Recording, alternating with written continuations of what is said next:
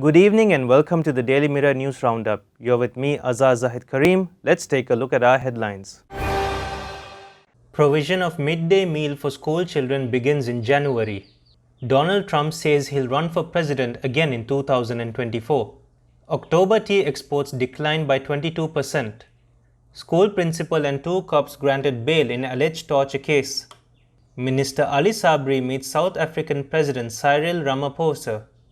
Derailment at near Slave Island. Now, diving into our lead stories. Education Minister Susil Premajayanta stated that the national program for providing a midday meal for school children will kick off in January, covering entire schools in the country. While addressing an event organized at the Prince School in Kotahena yesterday, he said the pilot program was initiated from the Prince School by distributing dry rations worth more than Rs 900,000 for the school. Earlier, the minister admitted in Parliament that Sri Lankan school children are not receiving adequate food and the government had allocated more funds for the midday meal program. Former US President Donald Trump has launched his third bid for the White House, declaring America's comeback starts right now. At his Florida estate, he said, "We have to save our country." Mr. Trump's announcement comes as some fellow Republicans have blamed him for the party's lackluster performance in last week's midterm elections. US President Joe Biden, who defeated Mr. Trump 2 years ago, has said he may run for re-election in 2024. Ceylon tea exports for the month of October total 19 MNkgs, a dip of 5.34 MNkgs when compared with the corresponding month of the previous year, which is a 22% year-on decline.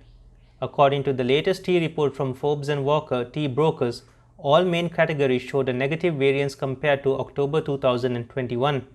Cumulative analysis shows that for the January to October 2022 period, exports totaled 211.61 MNkgs, showing a decrease of 10% when compared with the same period in 2021.